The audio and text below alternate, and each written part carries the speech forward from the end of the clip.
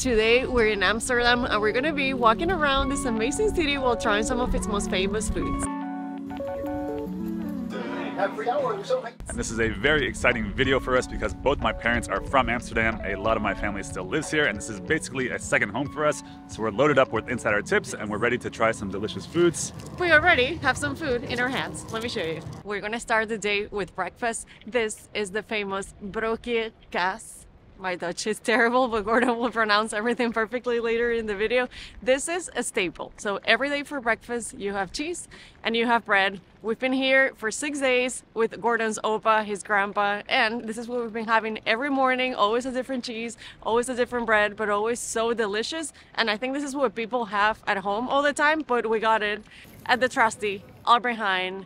And we love being here because I think this is the only time in our lives that we have broodje kaas every morning, and I love it.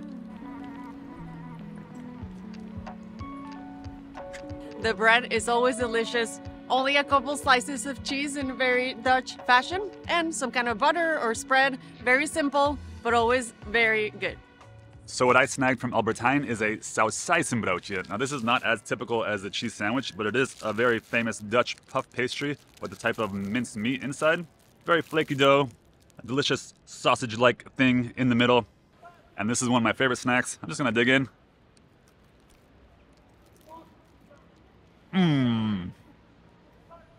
So the sausage inside is a blend of pork meat, beef, and also different spices. It's super savory, delicious. If you're here in Amsterdam and want something on the go, you can't go wrong with a sausijzenbroodje. Now it's time for dessert. Oh, Ready.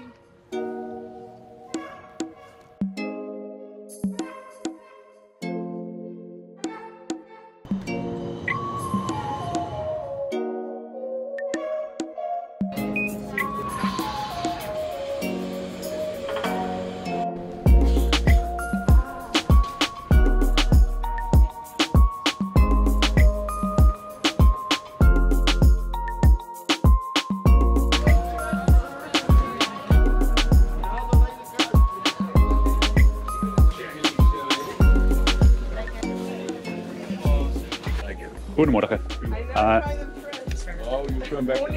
Het is één origineel stroopwafel. Maar ja, dat is hem.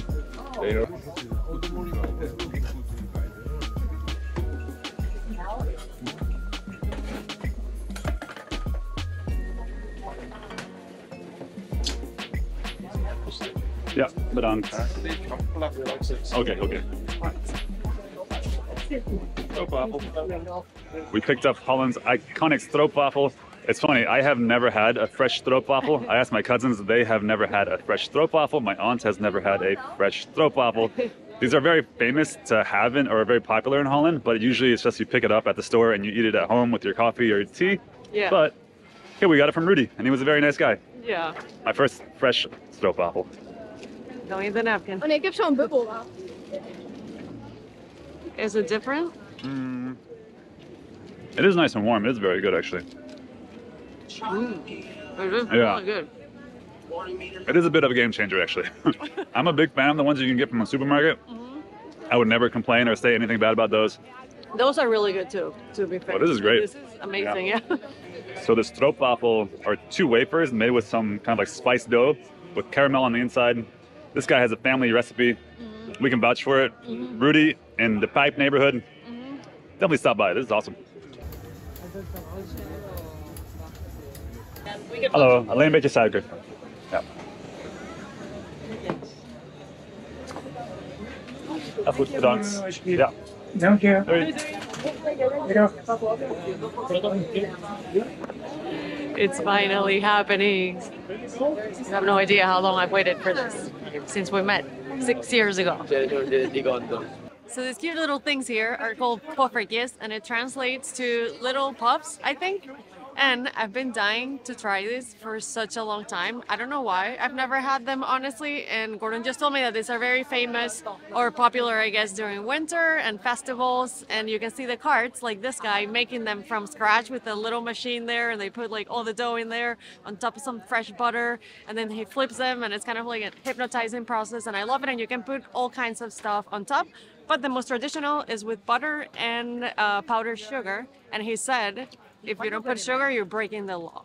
So you've been warned. These are basically pancakes. For super adorable pancakes. And delicious pancakes.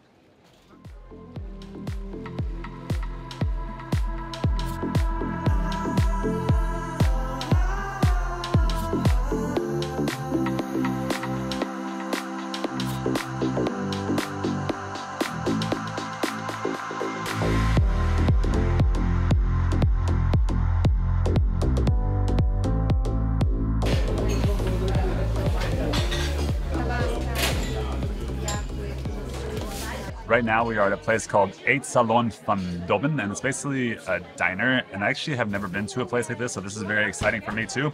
It's right next to the famous Rembrandtsplein, and I think this is like the perfect spot to go to if you want just really authentic Dutch sandwiches. This is kind of fun because this is probably not what you imagine when you think of Dutch food. It's raw beef, I think mixed with mayonnaise and different spices. It's called filet américain, a little bit like beef tartare on a white roll. Hey, smakelijk.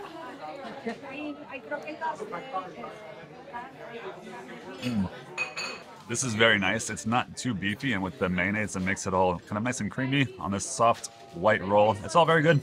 My grandpa almost always has this in the house, especially if my mom is visiting, but I usually shy away. So I think now I'm a fan of filet américain.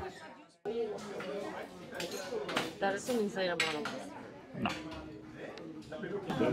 And this right here is a broodje ossenworst. And I actually don't really know what this is. I think it's like a beef sausage. It feels a little bit raw as well. What's cool about this place is they have a giant jar of what will be kind of like a very, not spicy mustard, but a very sharp mustard.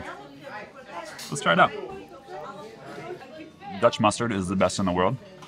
So once you add that on here, that makes it a very nice sandwich.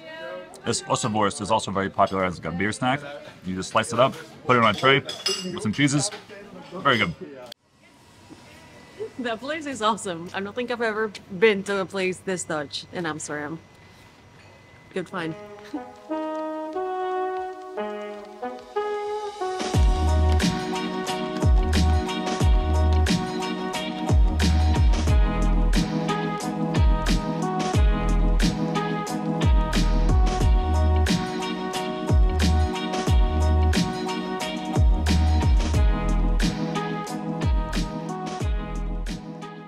Amsterdam is the definition of Tootsedorps.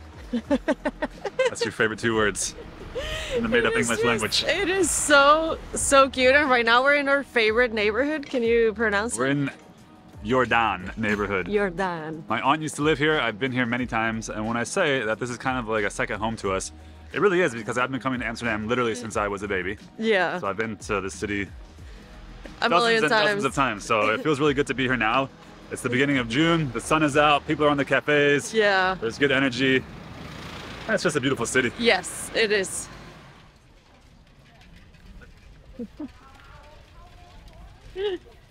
That's something you don't do every day. Save his lure, no, for sure. I've never seen guys fishing in these canals. This is one of the main canals. I have no idea what they're fishing for. It's like lost bikes or what? They're going for it.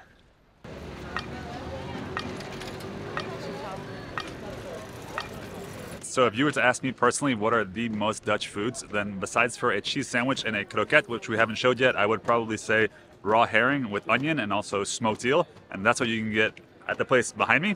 But we don't eat seafood anymore, so you won't be seeing that. Thankfully, there's plenty of other delicious Dutch foods to try. Stay tuned. Watch out.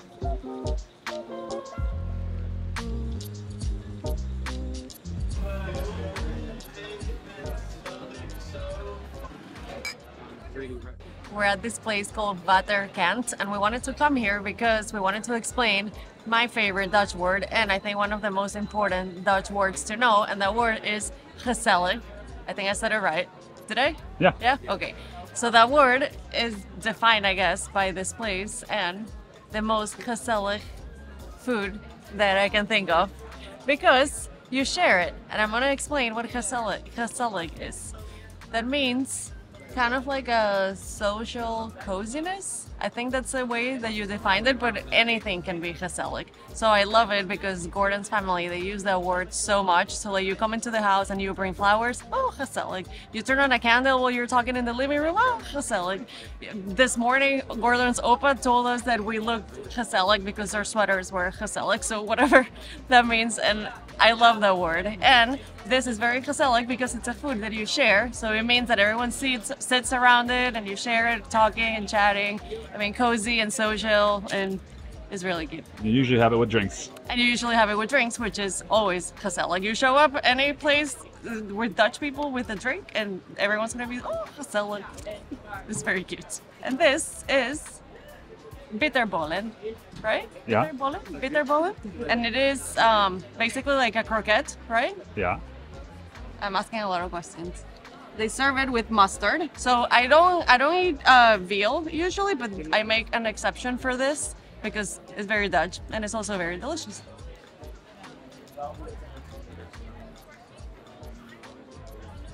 I didn't eat it the right way. I think I was supposed to take a smaller bite because they're really hot, but they're so crunchy on the outside and so creamy inside. And of course with mustard, the mustard here is really so good. So here we are being gezellig.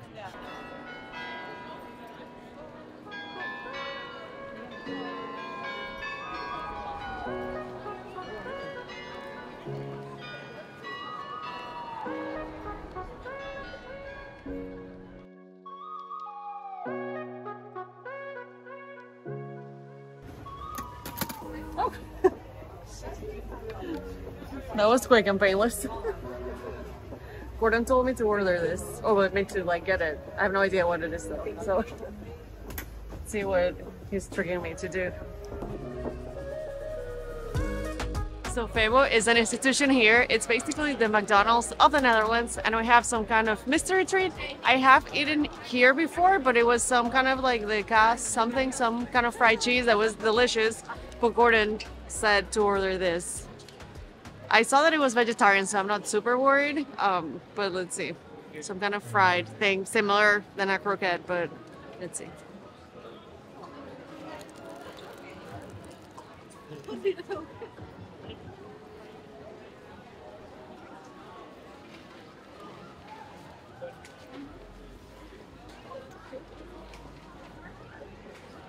Doesn't taste bad. But what is this? Is this pasta? Noodles, bami noodles. So this is called a bami ball, and it has the Indonesian bami noodles on the inside, nice and creamy, then the crispy outside. A delicacy, very nice. Give me a bite. It's hot. So Febo is very iconic, and these fried treats are very iconic in the Netherlands, but we don't eat them, or Dutch people don't eat them every week, every day. Yeah. I think. If you're Dutch, let us know. How often do you go to Febo? Yeah. And you get the bami ball. How drunk are you when you go to Febo? Let us know. We've only had one.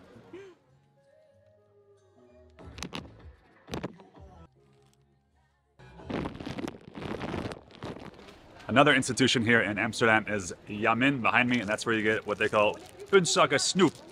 That's what these are. It's called pointy bags of candy. So we got a little bit of a sad punsak, but we got drop for my grandpa. And this is a very iconic Dutch sweet. It's a licorice flavored candy.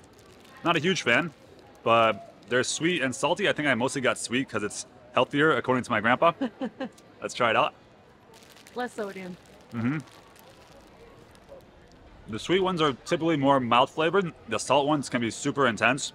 My family loves it, especially my parents. My dad will finish a whole box. I like one a week. And this is for our niece and nephew who are coming to Amsterdam tomorrow. Yep.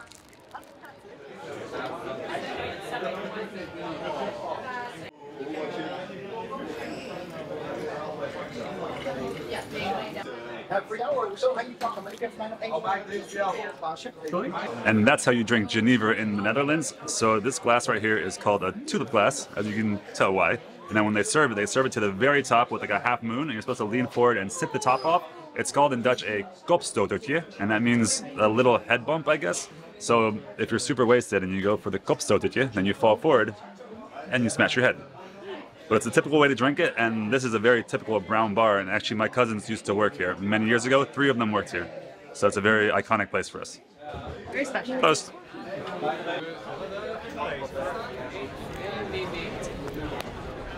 The 3 flashes. We only had one.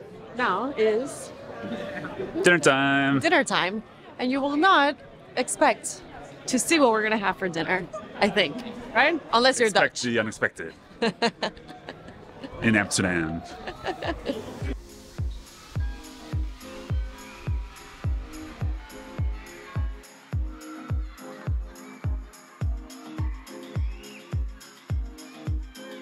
So probably for a lot of people, when they think about Dutch food, they think of Dutch pancakes. But did you guys know that Dutch pancakes are often eaten for dinner?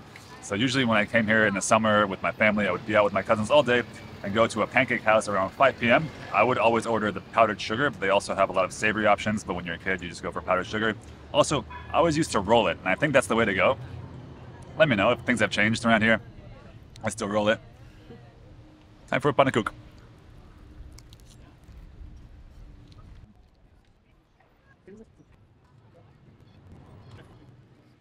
So Dutch pannenkoeken are super thin, and they are kind of similar to a French crepe. The one we got has Dutch bacon, cheese, onion, and actually, I wasn't sure that I would like it.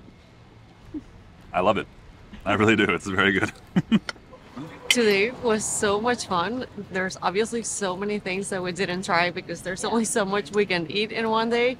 But we are dying to do a travel series here in the Netherlands. I literally right? cannot wait to come here and just like spend a month. I think this is It's just probably expensive. It's very expensive, but it's also we want to show it because obviously because it's his second home, but it's I think one of the most underrated countries in the world. Like people don't know much about Holland, and we can't wait to come and share more with you. But if you have questions or comments or suggestions for next time, please let us know. And thank you for watching. We will see you. I actually have no idea where we're gonna see you because our videos are out of order, so. Who knows where we're going to see you, but we'll see you. Good scenes. Maybe we'll see you in a Venezuelan food tour in Florida. I think we should. Oh, that'd be cool. Yep. Bye. Doei doei. Doei doei. Music here.